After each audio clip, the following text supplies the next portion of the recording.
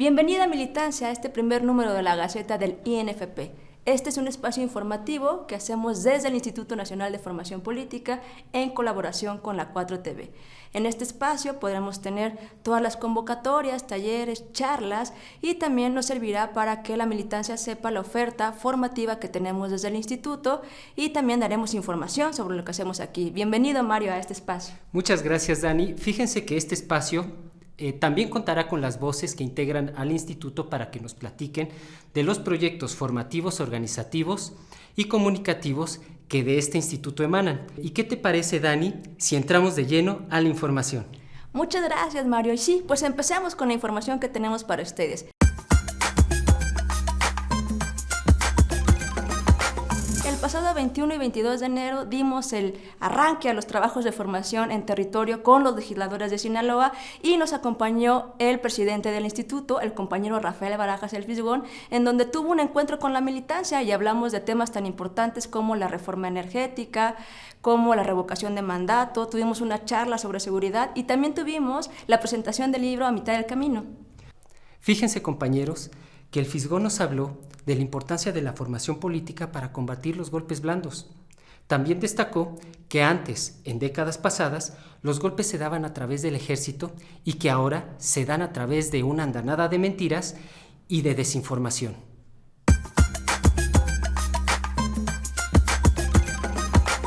Nosotros sabemos que de la importancia que tiene la prensa en los tiempos actuales. En las décadas pasadas hubo triunfos de movimientos progresistas muy importantes en varios países de América Latina y estos gobiernos progresistas fueron derrocados no por golpes militares como se acostumbraba, sino por golpes de prensa, por golpes mediáticos. Mucha risa cuando dicen, no, tú eras un monero crítico y eres un monero oficialista. Váyanse a la frigada, sigo estando contra el viejo régimen. Oficialistas ellos que siguen apoyando a este régimen en el que está Iberdrola, en el que está BlackRock, en el que están todas estas estructuras de poder que son incluso globales. Y otra de las cosas que tenemos que hacer es que tenemos que crear una ciudadanía informada. Una ciudadanía que no se trague las mentiras, o por lo menos que las mastique un poco antes de escupirlas, ¿no? Y uno de los pocos antídotos contra esa dosis de veneno que son las mentiras diarias que nos administra la prensa por todos lados, por Twitter, por Facebook, por los diarios, por la tele, por la radio sobre todo, todos los días es justamente la formación y la información.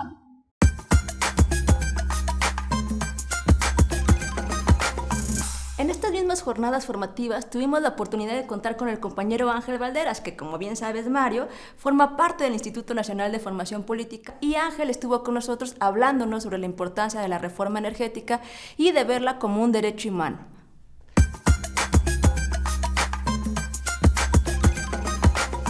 Una tarea que tenemos en Morena para esta generación es que de nada han servido los esfuerzos que hemos venido haciendo desde hace años por cambiar a un régimen más justo, más igualitario, donde haya eficiencia gubernamental, donde haya viabilidad para los chiquitines y las chiquitinas del Kinder Campanita que no pueden estar aquí y que no pueden salir a las calles a dar la batalla para defender Comisión Federal, porque están todavía muy chiquitines, pero los tenemos que heredar. Y les tenemos que heredar lo que a nosotros nos heredaron. Nuestros abuelos nos heredaron Pemex, nos heredaron Comisión Federal de Electricidad, nos heredaron Luz y Fuerza del Centro, nos heredaron el Seguro Social, nos heredaron el ISSSTE. Y entonces, ¿a quién le debemos que ahorita estén encendidas estas luces, que yo estoy usando ese micrófono y que Carlos vaya a usar su proyector y su computadora fifi? ¿A quién se lo debemos? ¿A quién se lo debemos? ¿A Comisión Federal de Electricidad? Pues si Comisión Federal de Electricidad y Luz y Fuerza del Centro son las que llevaron ese 45%, lo levantaron al 97%. Se lo debemos a una empresa pública, pero que solo son las empresas públicas a las que les interesa llevar los energéticos como un derecho humano, como un derecho social. Aquí estamos ante la defensa de la nación. No es el gobierno de Andrés Manuel López Obrador, ojo, no es Morena, no. Aquí estamos defendiendo al Estado, no al gobierno, El Estado es algo superior, es lo máximo en un país, el Estado. Porque en el momento en que los estados pierden el control de su sector energético, valieron chetos. Así, de sencillo.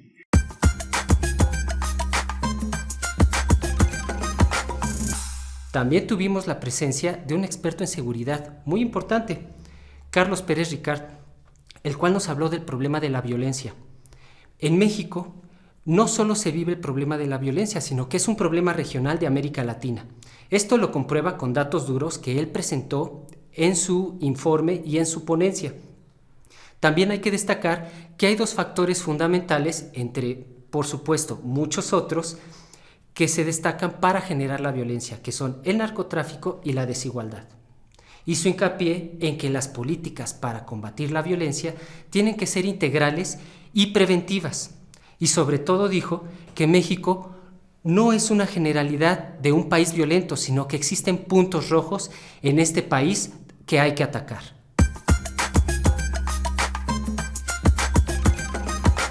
No es un tema de pobreza, es un tema de desigualdad. Uno de los estados más pobres de México es Oaxaca. Oaxaca tiene una de las tasas de homicidio más bajas en todo el país. Y hay estados muy ricos y ciudades muy ricas en este país que son particularmente violentas. La relación violencia y pobreza no se sigue. En América Latina y en México en particular, alrededor del 70% de los homicidios son cometidos con armas de fuego. Este dato es bien interesante porque esta estadística hace 20 años era más o menos solo el 20% de los homicidios se cometía con un arma. El resto se cometía con otras cosas. Te estrangulaban, te pegaban, te tiraban, te pegaban con otra cosa. O con un cuchillo. Hoy el 70% de los homicidios sucede con armas. Hay una relación intrínseca entre cantidad de armas que circulan y cantidad de muertos. La distribución de la violencia en el país, otra vez medida por homicidios, no es igual en todos lados, Mientras más amarillo está este mapa, más muertos hay, más homicidios hay. Pero en 2017, y este dato es cierto para 2020, solo que no encontré la gráfica que les quería mostrar, el 10% de los municipios del país reunió el 78% de los homicidios. El problema del homicidio no es mexicano, es regional, es latinoamericano y quizás global. Segundo mensaje de hoy, la distribución de la violencia en México es desigual, muy desigual, y hay que enfocarnos justamente en las áreas donde tenemos mayor preponderancia de violencia. Hay municipios en el país, el más violento es Tulum, casi con 300 muertos por cada 100,000 habitantes, ninguno en Sinaloa, por cierto. Y esto va diferentes, aquí les pongo Nuevo León, Zacatecas, Hidalgo, Juárez, diferentes ciudades. Ustedes ven cómo puede ir bajando y subiendo según el tema. La solución al problema de la violencia es Estado, es más Estado y después Estado. No lo contrario, no lo que pasó en la época neoliberal, que se trató de reducirle al Estado, quitarle herramientas al Estado. El Estado se fue perdiendo en la etapa neoliberal. De 1940, digamos, a finales de los 80 se construyó Estado, ¿sí? Con créditos, con apoyo, con escuelas, con instituciones. Ahí está la respuesta al tema, es una respuesta general, pero ahí está, Estado y más Estado. Porque en el momento en que aceptamos un razonamiento culturalista de decir que somos violentos como mexicanos o como sinaloenses o como guerrerenses o como lo que sea, estamos dejando de ver todas las relaciones de poder económicas que subyacen a los temas de violencia. Hay temas estructurales, hay que ser muy marxistas en esto. Hay temas estructurales que son los que llevan a la violencia, no es un tema cultural, no es que uno sea más violento que otro, ¿sí? Los europeos estuvieron matando como locos hace muchos años. ¿Qué pasó? Que construyeron Estado.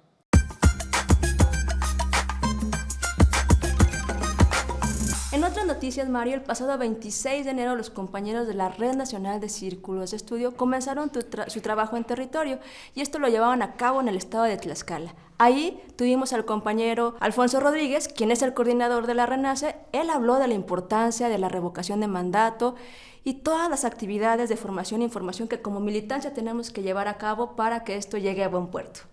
Sí, también los compañeros de la RENACE en este sentido nos invitan a un foro en el cual se discutirán las problemáticas sobre el transporte público en el Estado de México. También estará la Red Estatal de Círculos de Estudio del Estado de México con varios colectivos en donde se hará un pliego petitorio para defender a los usuarios. Se realizará el 5 de febrero a las 4 de la tarde y será a través de las redes sociales, en este caso Facebook, No al Tarifazo, y de la Red Estatal de Círculos de Estudio del Estado de México.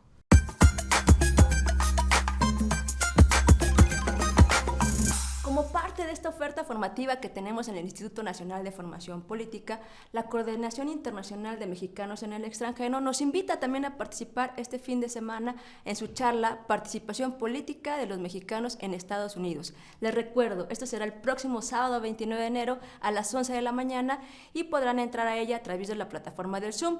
Toda la información para poder accesar a esta actividad la tendremos disponible en el Facebook del Instituto Nacional de Formación Política. Nos pueden encontrar como INFP Morena.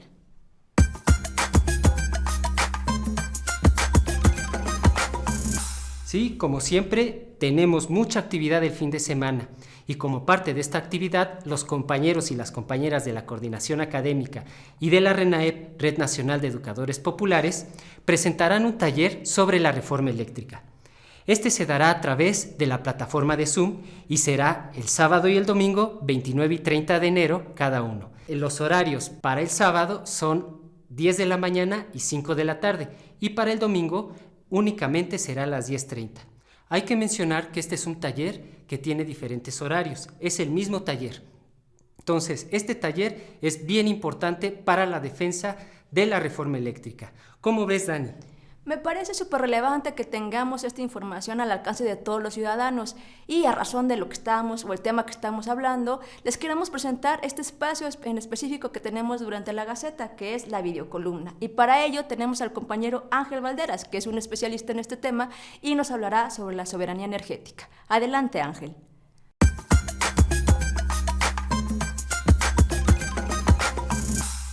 Les habla el maestro Ángel Valderas desde Culiacán, Sinaloa, a donde venimos a dar una plática sobre la iniciativa de reforma constitucional del Sistema Eléctrico Nacional. Una pregunta recurrente de ciudadanas y ciudadanos mexicanos es ¿qué pasaría si no se aprueba esta reforma?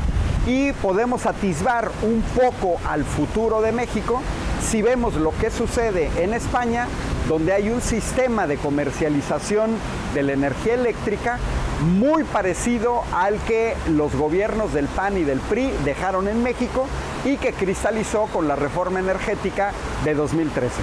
Pero además porque el oligopolio que domina la energía eléctrica en España, conformado principalmente por 3 empresas, Iberdrola, Naturgy, Endesa, que controlan el 90% del mercado eléctrico español, son las mismas empresas que operan en México, con los mismos métodos, con su modelo de negocios, con su modelo comercial, que consiste en cooptar a exfuncionarios del sector público, principalmente del sector energético, pero no solo, para que posteriormente se incorporen en esas compañías o como asesores o como algún cargo, prácticamente en pago a los cambios legales que se hicieron cuando estaban en el gobierno.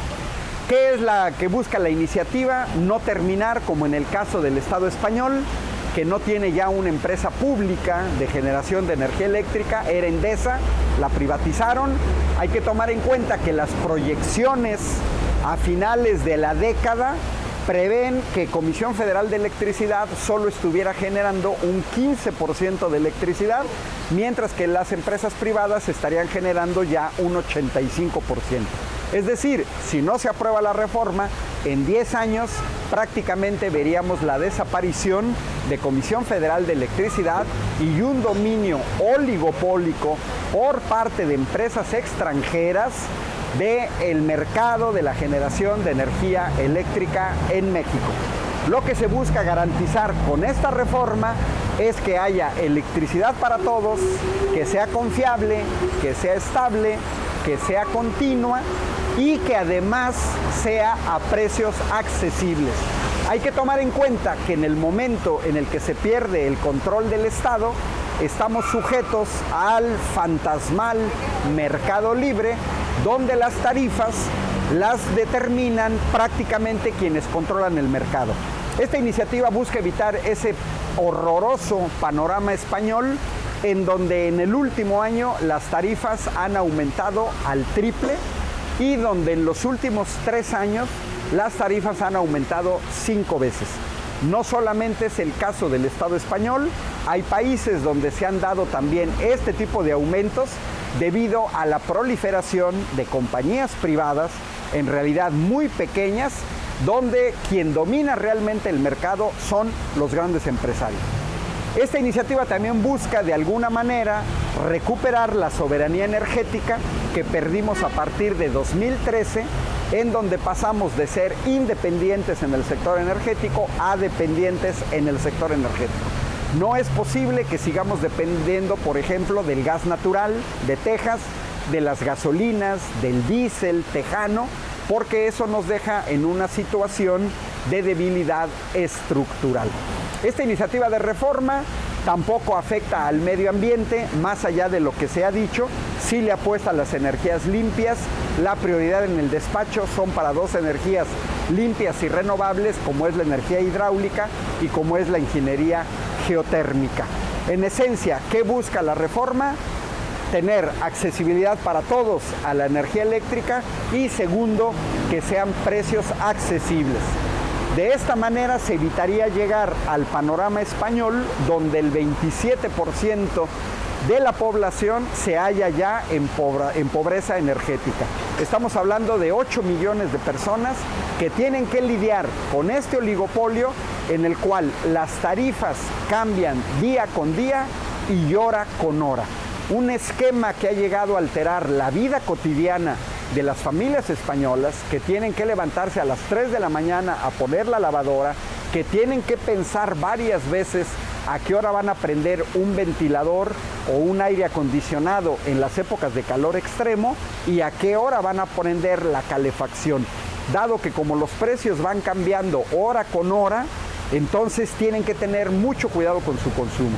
Por otro lado, tenemos que tomar en cuenta que los consumidores españoles se han quejado de que tienen que firmar contratos con estas empresas que duran 1 año, que tienen condiciones casi esclavas y que cuando se quieren cambiar de compañía solamente hay obstáculos y además vienen penalizados por intentar eso.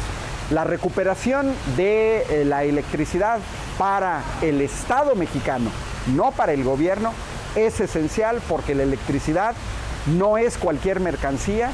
La electricidad forma parte de la soberanía energética. La soberanía energética nos da seguridad nacional y la electricidad ni es cualquier mercancía, ni Comisión Federal de Electricidad es cualquier compañía. Es la compañía que llevó la electrificación en México del 45% al 97%. Es una compañía que, a diferencia de las privadas, no busca el lucro.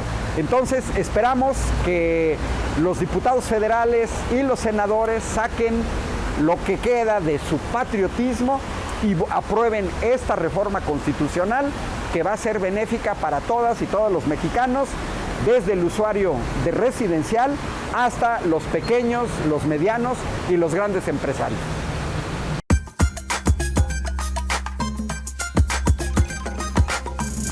Pues bueno, compañeras y compañeros, Dani, hemos llegado al final de este número 1 de la Gaceta INFP. Les recordamos seguir las redes sociales que aparecerán en la parte de abajo, en la parte inferior de su pantalla, y recordarles que tenemos una cartelera copiosa durante toda la semana. En este caso tenemos Diálogos desde el municipio los lunes, tenemos De Sur a Norte los martes, el miércoles Análisis de Coyuntura, los jueves tenemos La Luz de la Reforma con Ángel Valderas y sus invitados y por supuesto de manera quincenal ya se integra la Gaceta del INFP. Síganos y Dani, nos despedimos de este espacio. Muchas gracias, Mario. Pues solo nos queda agradecer a la 4TV que nos abre este espacio para colaborar con ellos y recordarles que no hay revolución de las conciencias y formación política y otra vez invitarlos a todas las actividades que tenemos este fin de semana. Muchas gracias por acompañarlos y los esperamos dentro de 15 días. Muchas gracias. Hasta pronto.